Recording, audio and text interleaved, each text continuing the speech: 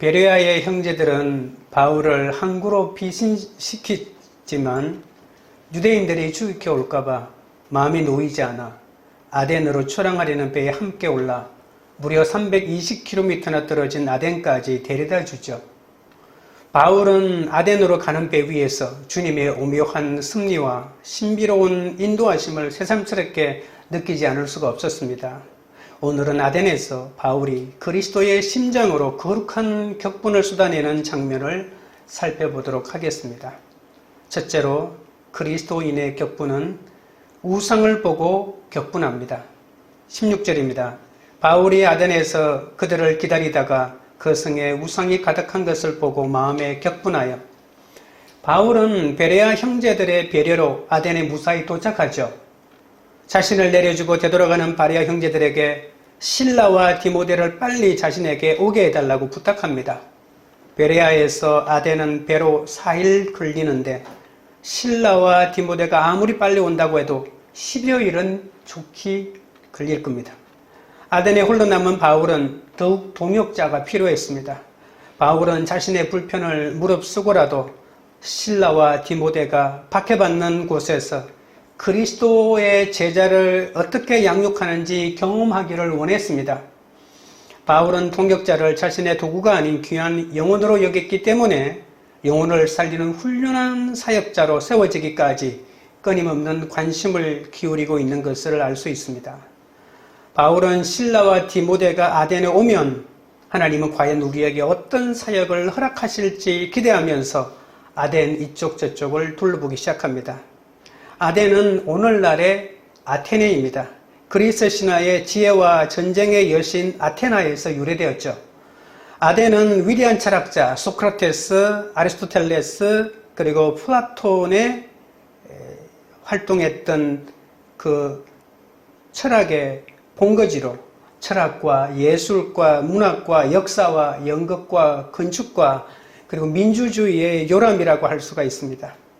철학과 예술과 문학이 얼마나 번영하였던지 아덴 사람들의 자부심은 하늘을 찔렀습니다. 하지만 바울이 아덴을 방문했을 때는 로마 제국의 식민지였습니다.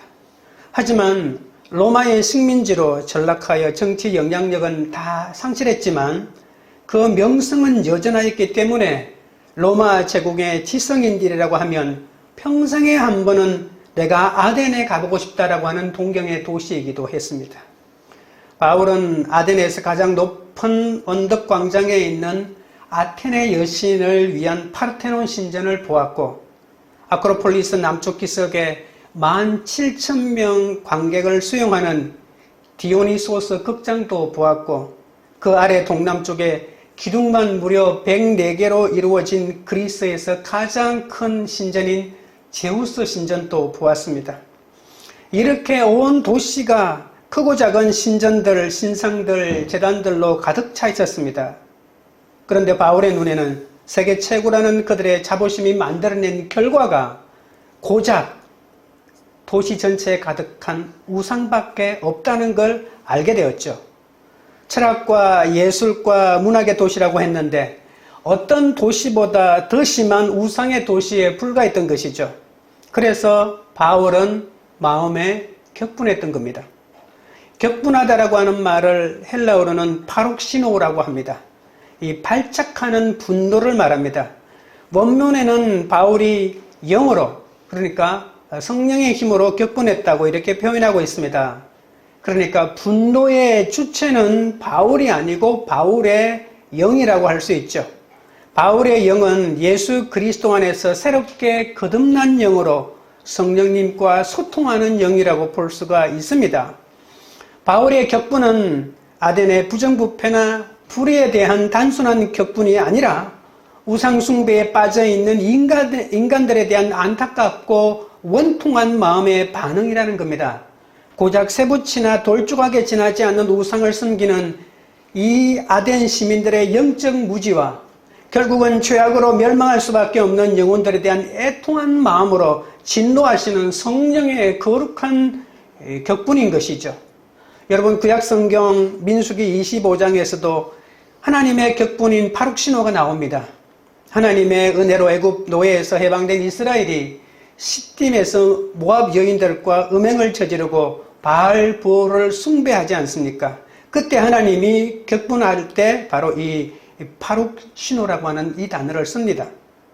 또한 모세가 시내산에서 하나님께 십계명이 기록된 두 돌판을 받고 내려오는데 이스라엘 백성은 금송아지를 만들어 놓고 이것이 바로 하나님이다라고 하면서 광란의 파티를 벌이고 있는 모습을 보자 격분하여 금송아지를 깨뜨리고 그것을 가루로 만들어 버리죠.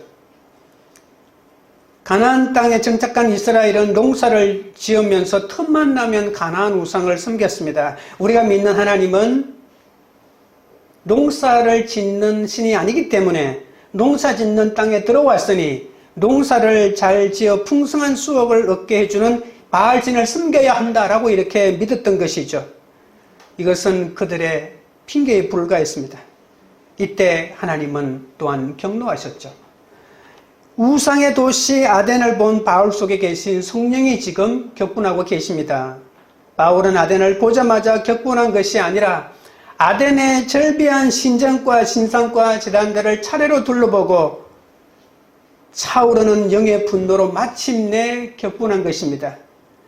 바울은 웅대하고 아름다운 예술의 도시 아덴에 주눅들지 않았습니다. 여러분은 세상의 위대함에 주눅들지 않습니까? 아덴이 아무리 화려하고 웅대해도 바울이 추구하는 삶의 목적이 아니기 때문이죠. 내 속에 삶의 목적이 분명하면 화려한 시설에도 넘어가지 않고 화려한 세상에도 넘어가지 않고 화려한 이성에도 넘어가지 않는 것이죠. 세상은 우상으로 가득 찬 아덴일 뿐 우리가 추구하는 가치를 보여주지 못합니다. 오히려 세상의 불신과 악과 불의에 영으로 분노하는 것이 믿음입니다. 우리는 온갖 우상이 판을 치는 이 세상에 대하여 영의 격분을 느낄 줄 아는 이 시대의 바울이 되어야 합니다.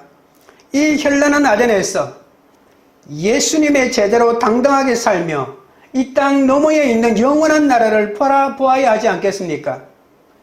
예수님은 거룩해야 할 성전이 돈을 우상으로 섬기는 종교 장사꾼들과 강도의 소굴로 전락해버린 예루살렘 성전을 보고 격분하셨죠. 종교 장사꾼들을 쫓아내시고 좌판을 뒤집어 엎고 의자를 둘러 엎었습니다. 또한 스스로 의인이라고 부르는 바리새인들과 서기관들에게 마태복음 23장에는 화 있을진저라고 무려 7번이나 말하고 저주하면서 이 독사의 새끼들아라고 하면서 욕까지 하셨습니다. 하나님의 자녀가 우상을 섬기는 것은 하나님이 주신 천하보다 귀한 생명을 깔아먹는 가장 어리석은 짓입니다. 오늘날 우리도 돈을 우상으로 섬기고 있지 않습니까? 돈 앞에는 윤리도 없고 인간관계도 없고 부모도 없고 자식도 없고 핏줄도 없고 정의도 없습니다. 그리스도인이 돈이라는 세상 가치관에 성령으로 격분하지 않는다면 돈 많은 사람에게 주눅들고 돈을 위해서라면 수단과 방법을 가리지 않는 물신주의자가 될 수밖에 없지 않겠습니까? 권력과 성공과 쾌락을 우상으로 섬기는 그리하여 좀 더 행복하게 해줄 우상을 부둥켜 안고 살아가는 우상 숭배자와 그리스도인이 다를 것이 무엇이 있겠습니까? 17절입니다. 회당에서는 유대인과 경건한 사람들과 또 장터에서는 날마다 만나는 사람들과 변론하니 우상의 노예로 살아가는 아덴 사람들의 영적 무지에 격분한 바울은 안식일에는 회당에서 평일에는 아고라 장터에서 만나는 사람마다 예수와 부활을 전하고 변론합니다. 이 변론한다고 하는 말은 토론하다, 강론한다 이런 말이죠.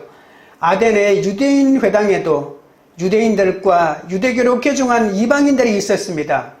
이들은 경건한 자로 불렸는데 회당은 하나님의 말씀을 배우고 있었죠. 내가 어떻게 하면 위대한 유대인이 될 수 있을까라고 작정을 하고 말씀을 배우고 있는 중이었던 것입니다. 바울은 회당을 찾아가서 자연스럽게 그들에게 하나님의 말씀을 전하고 함께 토론하기 시작했던 것이죠.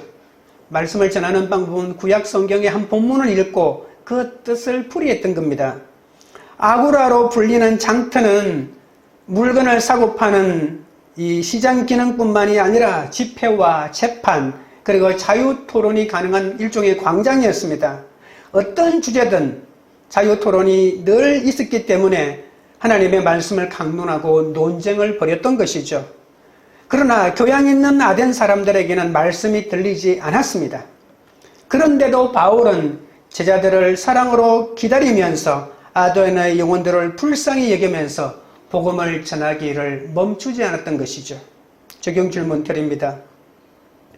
끝으로는 교양 있는 지식인과 도량 넓은 인격자인 것처럼 행동하고 우리 집안은 품격 있는 아덴 집안처럼 보이지만 실제로는 우상천지인 내 안과 가정의 죄악은 무엇입니까?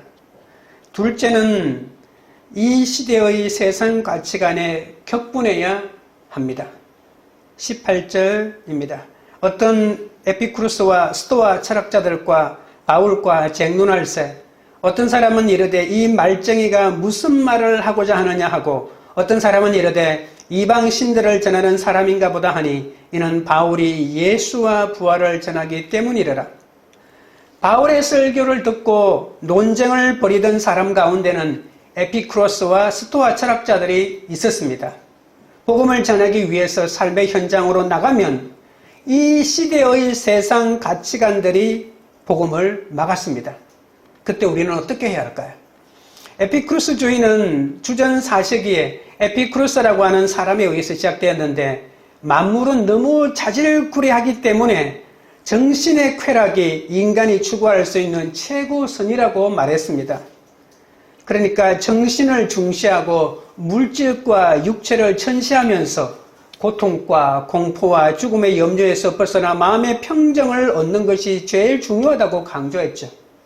그들은 신의 존재를 부인하지는 않았지만 신의 인간의 삶에 간섭하지 않기 때문에 세상의 불행과 악에서 자신을 보호하기 위해서 신이나 종교를 믿거나 사후세계를 믿는 것은 말도 안 된다고 하면서 적대시했습니다. 그러면서 죽으면 아무것도 없고 고통은 싫으니 살아있는 동안에 오늘의 행복을 마음대로 추구하면서 살아야 한다고 쾌락을 부르짖었는데 아까도 말했지만 이 쾌락은 육체의 쾌락이 아니고 정신적인 쾌락을 말하고 있습니다. 스토아주의도 비슷한 시기에 제논이라고 하는 사람이 창시했는데 로마 제국의 국가적인 존립과 이 정당성을 부여하는 이 철학으로 만물과 역사 그리고 우주와 삼라만상의 배후에는 궁극적인 로고스라고 불리우는 우주적인 이성이 있다고 주장했습니다. 그들은 인간의 이성이 최고의 판단 기준이라고 주장했죠. 그리고 그들은 금욕주의를 주장했고 자연과 조화로운 삶으로 마음의 평화를 도달하여 운명을 능동적으로 만들어가야 된다는 이런 적극적인 사고방식을 전파했습니다. 이 사상이 발전하여 육을 부정하는 영지주의가 되었고 그리고 냉철한 이성적인 판단으로 한 자살까지 정당화하기 시작했습니다. 제논이라고 아까 창시자라고 했죠. 이 사람도 결국은 자살했고요. 이인자라고 말할 수 있는 클레안테스라고 하는 사람도 자살했고 그리고 우리가 로마 제국에 있어 유명한 이 스토아 학자라고 알려져 있는 네로 황제의 스승인 유명한 세네카라고 하는 사람이 있는데 이 사람도 결국은 자살했죠. 충동에 의해서 자살한 것이 아니고 냉철한 이성적인 판단에 의해 가지고 몸이 쇠하고 늙으면 자살할 수 있다는 것을 주장했고 자신이 그 본보기로 자살로 생을 마감했던 것이죠. 결국 인간이 추구하는 삶은 무사한 일을 추구하는 에피쿠로스와 이성적 사고로 특별한 삶을 추구하는 스토아 학파가 뒤섞인 것이라고 할 수가 있겠죠. 이 시대가 어떻게 살 것인가, 이성주의와 이 쾌락주의 이 두 가지를 섞어놓은 것에 불과하다는 것입니다. 새로운 것을 추구한다 하더라도 이 두 줄기에서 나올 수밖에 없는 것이죠. 에피쿠로스와 스토아 학파는 이 세상이 말하는 이 세상의 시대적인 가치관이라고 말할 수 있는 것이죠. 이 세상은 점점 아덴처럼 되어가고 있습니다. 새로운 것이 계속 개발되고 새로운 사상과 새로운 조류와 새로운 노래가 생겨난다고 하겠지만 아닙니다. 옛날 아덴으로 계속해서 돌아가고 있는 세상입니다. 이렇듯 인간은 인본주의적인 노력으로 행복을 추구하면서 살아가고 잘 살고 있다고 착각하지만 결국은 모두가 어리석은 삶으로 빠질 수밖에 없는 것이죠. 사상과 종교의 목적은 행복입니다. 에피쿠로스 학파나 스토아 학파 역시 행복이 목적이지만 행복으로 가는 길만 달랐던 것이죠. 이 두 철학을 따르는 자들은 바울이 예수의 육체 부활을 증거하고 하나님의 최후 심판을 말할 때 전혀 공감하지 못하고 조롱할 수밖에 없었죠. 육신은 하등한 것이다. 육은 썩어질 것이다. 영이 중요하다. 영에 관한 지식이 중요하다. 영에 관한 이 이성적인 판단이 더 중요하다고 여겼기 때문에 육의 부활을 강조하고 하나님이 육이 되어서 이 땅에 왔다라고 하는 것은 있을 수가 없는 것이다. 육에서 영이 되는 것이 차원 높은 종교인데 어떻게 영이 육이 되어 이 땅에 올 수 있느냐? 말도 되지 않는다. 그리고 마지막에는 아무것도 없는데 하나님이 있고 마지막 사후세계가 있고 사후세계에 하나님의 심판이 있다니 택도 없는 소리 하지 말라고 조롱하고 그를 시대에 뒤떨어진 사람으로 경멸했던 것입니다. 그러나 쾌락주의를 추구하는 에피쿠로스주의자든 이성을 절대시하는 스토아주의든 금속이나 나무로 만든 이 우상이 아무리 예술적인 아름다움을 지녔다 하더라도 생명이 없는 흙상에 불과하지 않습니까? 바울은 그런 우상의 도시 아덴에 예수와 부활을 전했던 것이죠. 하나님은 죄로 인해 죽을 수밖에 없는 인간의 구원을 위해 독생자 예수를 십자가의 제물로 삼았습니다. 그리고 3일 만에 죽음을 깨뜨리고 부활하셨습니다. 아무리 지독한 우상 숭배자라 할지라도 부활하신 예수님의 생명을 체험한다면 새로운 삶을 살아갈 수 있다는 것이죠. 그래서 바울은 삶의 현장에 나아가서 이 시대의 가치관 앞에 격분하여 피를 토하듯이 복음을 전했던 것이죠. 복음과 경쟁 관계에 있는 에피쿠로스와 스토아주의자들, 한때는 이 둘이 또한 경쟁 관계에 있지 않았습니까? 이 둘이 한패가 되어 바울과 함께 격렬한 쟁론을 벌이고 있던 것이죠. 이 시대 가치관 앞에 격분하고 신앙을 정립해서 우리 자녀들에게 가르쳐야 하지 않겠습니까? 이 시대가 이러니 너희들도 이 시대에서 성공자가 되기 위하여 더욱더 이 시대의 가치를 배워라, 익혀라, 따라가라, 연대하라. 세상 것 떨어지면 안 된다. 종교를 믿어도 대충 믿어라. 교회 다니도 대충 믿어라. 예수 믿어도 대충 믿어라. 이렇게 가르치면 이들이 과연 세상에서 성공하는 자녀로 클 수가 있을까요? 그런 바울을 보고 에피쿠로스와 스토아 철학자들은 말쟁이라고 말하고 있습니다. 여러분, 이 말쟁이라고 하는 의미를 제대로 알아야 합니다. 헬라어로 말하면 말을 잘하는 사람을 뜻하는 게 아닙니다. 본래 시장에서 음식 찌꺼기를 줍거나 마차에서 떨어지는 물건을 주워서 연명하는 사람을 이 말쟁이라고 하는 이 헬라어 속에 들어가 있는 것이죠. 바울이 전하는 예수와 부활은 한낱 자기 호기심의 대상일 뿐 단편적인 지식을 주워다가 그럴듯한 말로 만들어내는 거리의 철학자. 그러니까 말거지라고 하는 겁니다. 여기 가서 조금 듣고 저기 가서 조금 듣고 그 말의 쓰레기들을 주워가지고 만든 게 바로 복음이고 부활이고 예수라고 하는 그런 뜻이죠. 그래서 말쟁이라고 하는 말은 가장 어떤 논쟁을 하거나 자기의 주장을 펼치는 사람에게 있어서는 가장 치명적이고 경멸하고 조롱하는 말이라고 할 수가 있습니다. 말쟁이란 말을 듣고도 바울은 수치와 조롱을 당했지만 복음을 전하는 자신의 사명을 멈추지 않았다는 것입니다. 말쟁이라는 소리를 들어도 좋다. 경멸의 소리로 업신여김을 당해도 좋다. 그러나 내가 말하는 것은 진리다라고 하는 확고한 확신이 있었기 때문에 담대하게 전했던 것이죠. 빌립보서 3장 8절에 바울은 이런 말을 했습니다. 그 어떤 지식보다 할 때 이 지식 속에는 에피쿠로스주의와 그 당시에 로마의 가장 대단한 학문이 이 스토아 철학이 포함되어 있지 않겠습니까? 그 어떤 지식보다 내 주 그리스도 예수를 아는 지식이 가장 고상하다라고 말했지 않습니까? 예수 그리스도의 십자가, 인간은 죄인이고 인간이 죽고 난 다음에는 심판이 있고 지옥이 있고 천당이 있고 사후세계가 있다. 이 땅에서 내가 어떻게 예수를 믿는가 안 믿는가에 따라서 내 운명이 좌우된다라고 하는 이것이 가장 고상한 지식이라는 겁니다. 19절 20절입니다. 그를 붙들어 아레오바고로 가며 말하기를 내가 말하는 이 새로운 가르침이 무엇인지 우리가 알 수 있겠느냐? 내가 어떤 이상한 것을 우리 귀에 들려주니 그 무슨 뜻인지 알고자 하노라 하니 아고라에서 바울과 논쟁을 벌이던 교양이 있는 아덴 사람들을 바울을 붙들고 그 뜻을 알고 싶다며 아레오바고로 데리고 갑니다. 엄밀히 말하면 끌고 간 것이죠. 아레오바고라고 하는 이곳은 아크로폴리스 북서쪽에 있는 펑퍼짐하고 넓게 형성된 화강암 광장 언덕에 있습니다. 전쟁의 신 아레소와 언덕이라고 하는 말에 바고가 합쳐져서 만들어낸 말입니다. 종교와 문화에 대하여 결정권을 가진 최고의 법정이었고 아덴의 크고 작은 회의가 늘 이곳에서 열리는 전통이 있었습니다. 아덴 철학자들은 바울을 새로운 철학이나 종교 사상을 전하는 것을 보고 아레오바고 광장에 세웠던 것이죠. 일종의 세미나를 개최한 것이죠. 철학자들은 예수와 부활이라고 하는 말을 처음 들었습니다. 특별히 사람이 죽었다가 다시 살아났다는 것, 또 한 사람이 죽음으로 모든 사람이 죄가 사함 받는다는 것, 그 한 사람이 부활함으로 모든 사람이 영생을 얻는다는 것, 이 세 가지가 완전 기절초풍할 사상이었거든요. 여태까지 이런 주장을 펼친 사람이 아무도 없었습니다. 새로운 것, 새로운 사상이 그냥 미치광이라 할지라도 새로운 것을 말하는 사람은 무조건 다 아레오바고에 세워서 들었는데 여태까지 이렇게 말하는 사람은 한 사람도 없었다는 것입니다.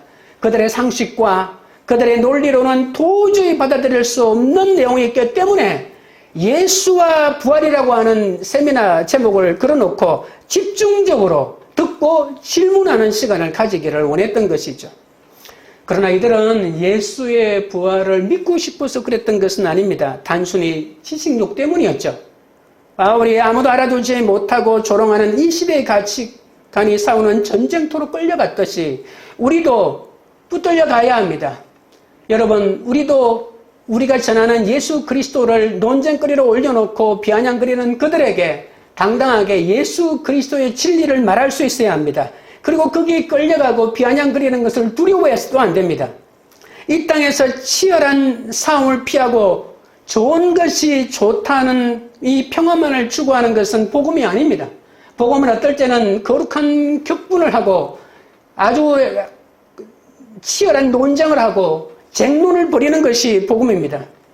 나의 행복을 추구하는 단단한 가치관을 깨려면 치열하게 싸워야 합니다. 한 손에는 신문을 들고 한 손에는 성경을 들고 보면서 거대하고 강력한 시대의 우상 앞에서 격분하며 싸워야 하지 않겠습니까? 그렇게 싸우다 보면 내가 싸울 상대가 배우자, 자녀, 돈이 아닌 바로 나의 자아, 내 속에 있는 나의 오름, 내 생각 속에 갇혀있는 나 자신이라는 것을 깨닫게 되죠. 날마다 주어지는 하나님의 말씀 앞에서 상고하면서 내 죄를 깨닫고 나를 부인하고 죽어야만 부활의 승리를 경험할 수 있다는 것을 비로소 깨닫게 되는 것이죠. 21절입니다. 모든 아덴 사람과 거기서 나그네 된 외국인들이 가장 새로운 것을 말하고 듣는 것 이외에는 달리 시간을 쓰지 않음이더라. 바울이 아덴 사람들을 가만히 연구하여 보니까 그들은 오직 새 것에만 관심을 쏟고 논쟁하기를 좋아합니다. 똑똑하고 가진 것이 많은 아덴 학자들은 어제 들은 철학에도 실정을 내고 오늘 새롭게 들은 어떤 가치에 온 마음을 다 쏟아버리죠. 뭔가 새로운 것을 탐닉하는데 얼마나 관심이 많은지 역사 기록에 보면 외세가 쳐들어왔는데도 맞서 싸우지 않고 여기 앉아가지고 토론하고 있었다는 겁니다. 바울이 전한 예수와 부활이 그들의 이성과 상식으로는 도저히 받아들일 수 없었지만 지금은 한 번도 들어보지 않은 것이기 때문에 새로운 내용이라고 하는 그 이유 하나만으로도 그렇게 온 마음을 쏟고 있습니다. 지적 호기심과 지적 허영심, 그들이 가지고 있는 이 지적 허영심은 무엇이든 새롭기만 하면 유익하고 무엇이든 처음 듣는 것은 나를 올바로 세워주고 나의 사고의 세력의 지평을 넓혀준다고 이렇게 생각하고 있었던 것이죠. 새로운 것 외에는 관심이 없는 것을 뭐라고 하는지 아십니까? 그것을 바로 권태라고 합니다. 한 배우자에게 관심이 끊어지고 다른 이성에게 눈을 뜨는 것을 권태라고 합니다. 여러분, 그게 사랑입니까? 아닙니다. 권태와 무료함에 빠지고 영적인 황폐함에 빠져가지고 내가 추구하는 새로운 것이 나의 행복을 위하여 정당한 것이라고 주장하지만 그것이야말로 얼토당토하는 궤변 아니겠습니까?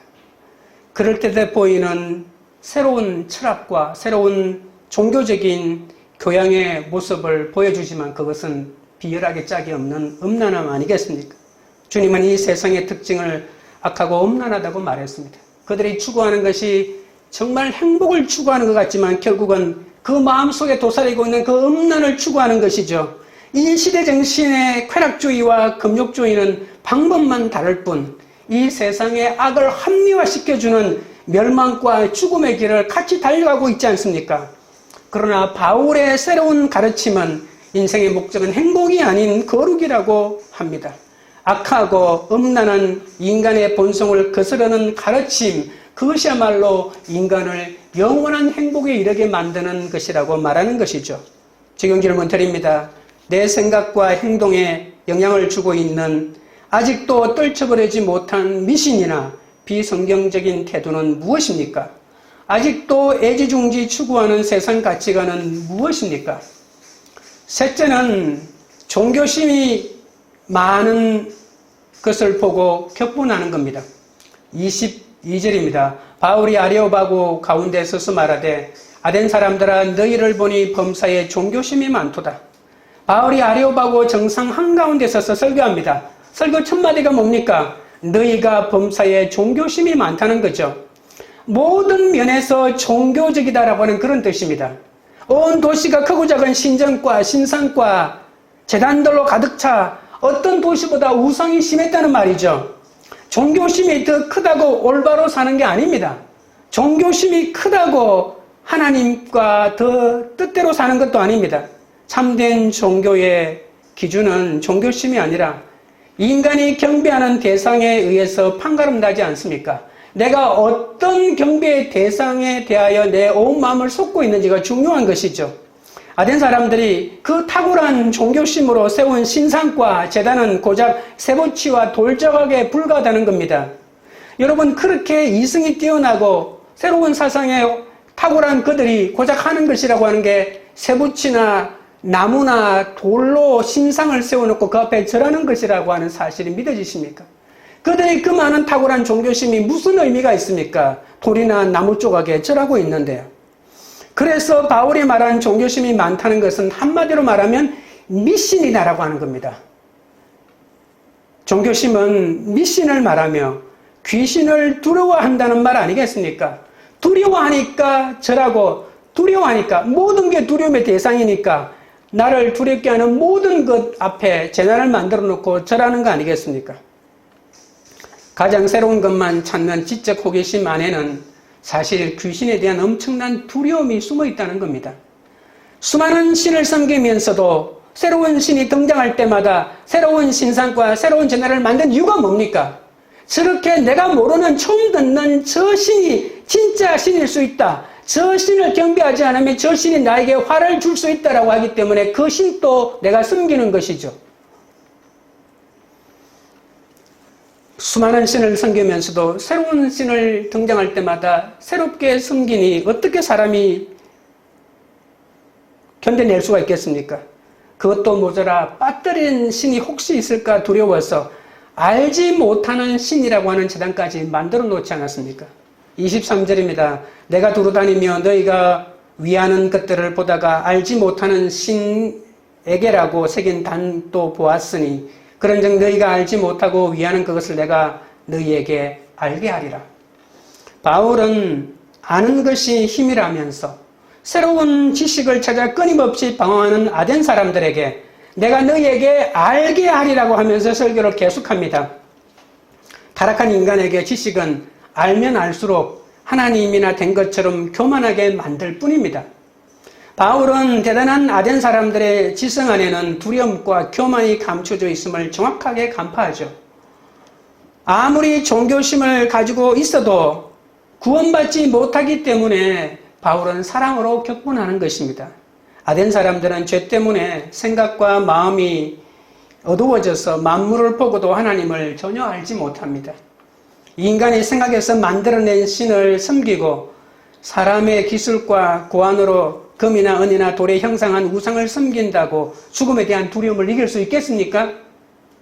아덴 사람들은 새로운 발견의 기쁨을 추구했는데 문제는 인간 자체가 죄로 부패했기 때문에 이런 기쁨조차 엉뚱한 방향으로 나아간다는 겁니다. 여러분, 바울은 아덴이 경배의 대상으로 삼고 있는 우상들을 둘러보던 중에 알지 못하는 신을 섬기는 제단도 보았다고 했죠. 이 제단의 유래는 주전 6세기경에 전염병이 아덴을 휩쓸었을 때 구레네 사람 에피메네데스라고 하는 사람이 전염병에서 아덴을 구해냈습니다. 그때 아덴을 구해준 신들에게 감사하기 위해서 아덴에 세워진 모든 신상에게 제사를 지냈습니다.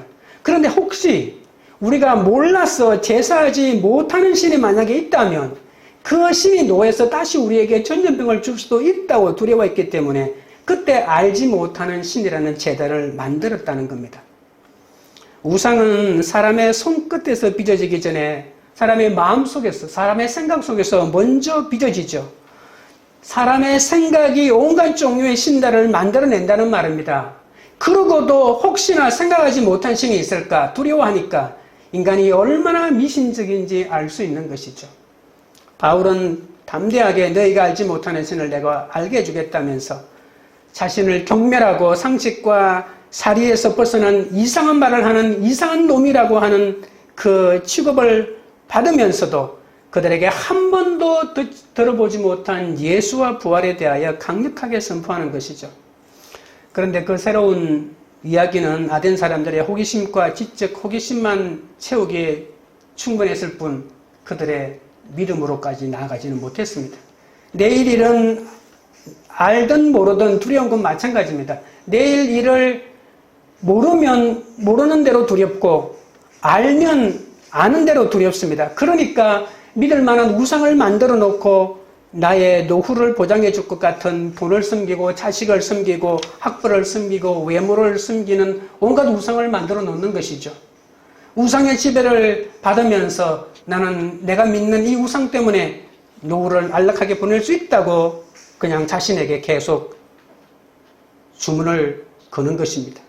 그러나 우리는 부활의 생명으로 내게 임해 계시는 주님의 생명 속에서 빈을 벗은 눈으로 하나님과 세상의 가치관과 그리고 그리스도인 나 자신을 언제나 직시해야 합니다. 그래야만 그리스도인의 거룩한 격분으로 주님을 따를 수 있기 때문입니다. 적용 질문 드립니다. 가장 새로운 것을 찾는 대단한 지성 안에 두려움이 숨어 있다는 말이 얼마나 인정되십니까? 말씀을 맺겠습니다. 그리스도인의 격분은 우상을 보고 격분하는 겁니다.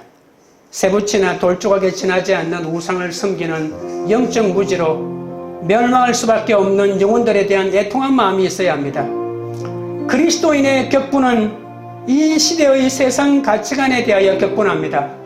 악하고 음란한 세상에서 쾌락주의와 금욕주의로 나의 행복을 추구하는 이 단단한 가치관을 깨기 위하여 치열하게 싸워야 합니다.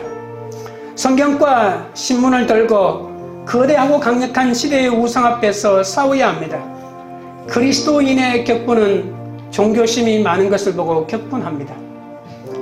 인간이 생각해서 만들어낸 신과 사람의 기술과 고안으로 형상한 우상을 아무리 섬겨도 죽음의 두려움을 이길 수는 없습니다. 그리스도인의 거룩한 분노로 세상을 거부하고 기료 진료 생명 되시는 십자가의 길을 가시는 여러분 되시기를 주님의 이름으로 축원드립니다. 찬양 드리고 기도하겠습니다.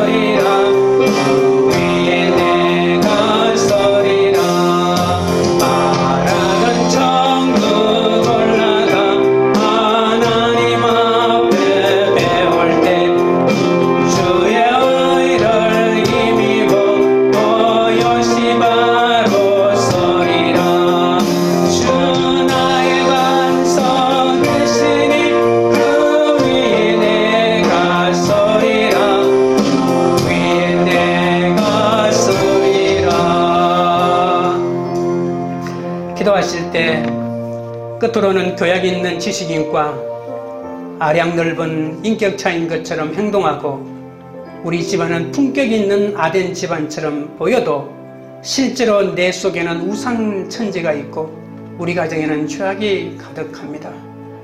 이 모든 것을 회개하며 예수님께 돌아가게 해달라고 기도하겠습니다. 내 생각과 행동에 영향을 주고 있는 아직도 떨쳐버리지 못한 미신이나 비성경적인 태도가 성경의 가치관으로 바꾸어지게 해달라고 기도합니다. 아직도 애지중지 추구하는 세상 가치관을 버리고 말씀의 가치관으로 돌아서게 해달라고 기도하겠습니다.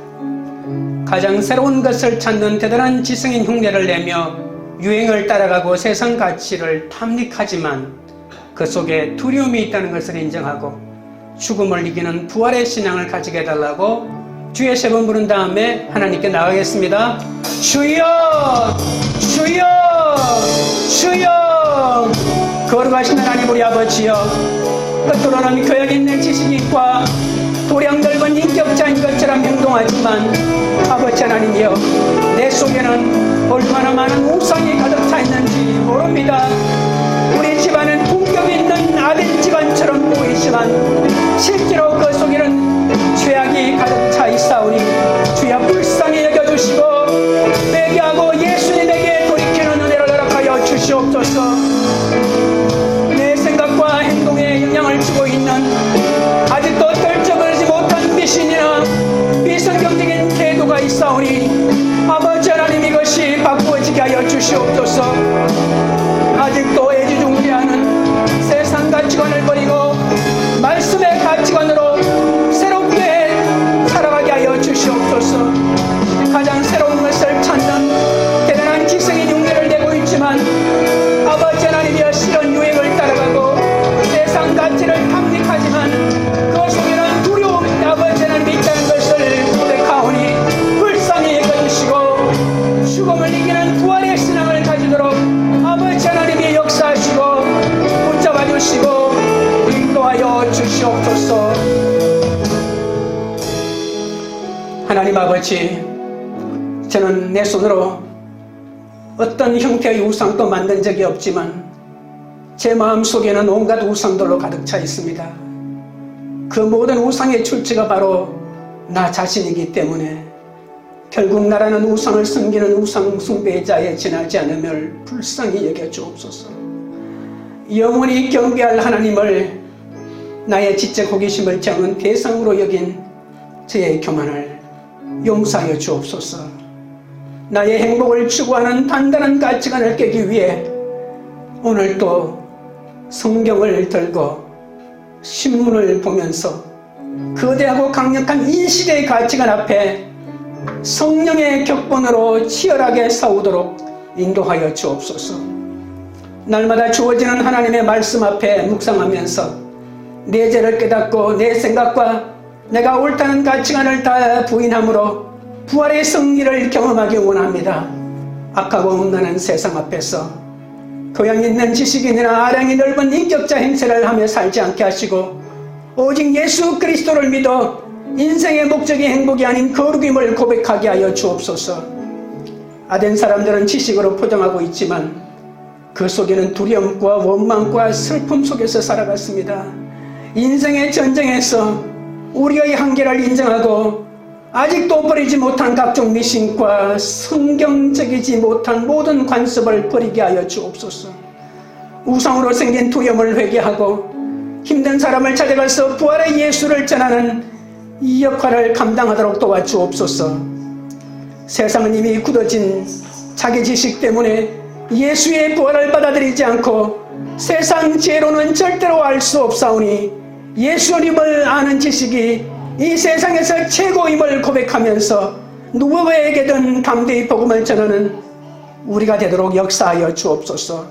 우상의 도시 에덴에서 영의 격분으로 우리의 삶이 이 세상에 주님의 뜻을 이루는 주님의 통로가 되도록 역사하여 주옵소서. 관계 우리들 교회가 영혼을 향한 애타는 관심으로 세상의 정신 앞에서 그리스도인의 격분으로 그리스도를 전하는 영적 공동체가 되게 하여 주옵소서. 각자 우상으로 생긴 두려움을 회개하고 힘든 사람 찾아가서 부활의 예수님을 전하고 우상의 도시 아테네 속에서 영적 격분을 느껴 이 시대의 바울로 살아가는 그런 공동체가 되도록 역사하여 주시옵소서. 예수 그리스도 이름으로 기도드리옵나이다. 아멘.